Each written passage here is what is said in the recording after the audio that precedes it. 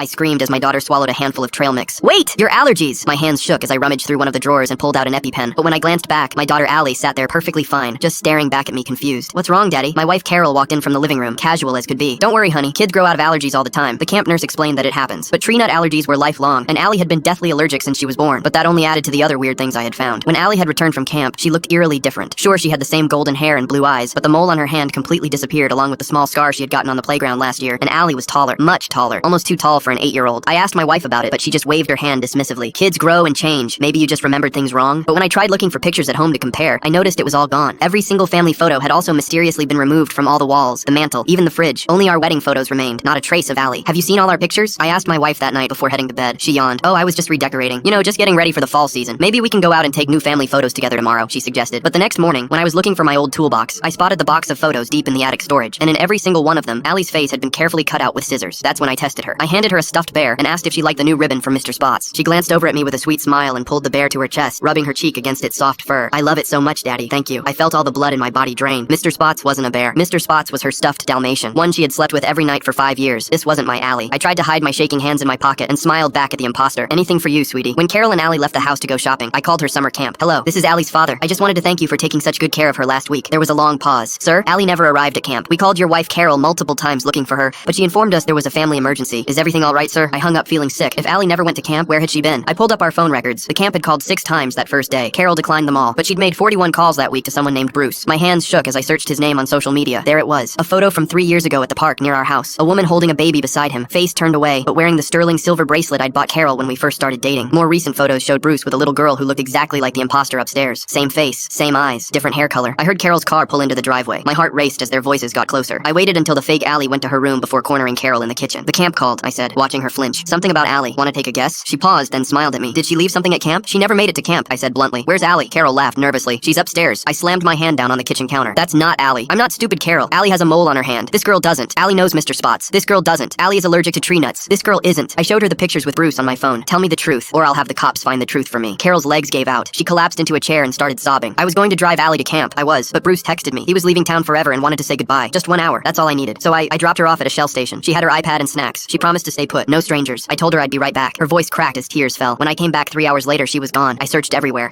Then I found her at the bottom of the drainage ditch. I couldn't breathe. You left our 8-year-old alone for 3 hours? She choked on her words. I thought I could fix everything. I stared at her. By replacing our daughter with one you had during an affair? Where's Allie now? She bit her lip. I buried her in the woods behind the camp. Just then, we heard a gentle knock on the door. We both froze. Then the knock came again. I walked to the door and opened it. There stood the real Allie, on our porch, covered in mud from head to toe, leaves and twigs tangled in her matted hair, dirt caked under her fingernails like she'd clawed her way through earth. Can I have Mr. Spots? Full story on channel linked below.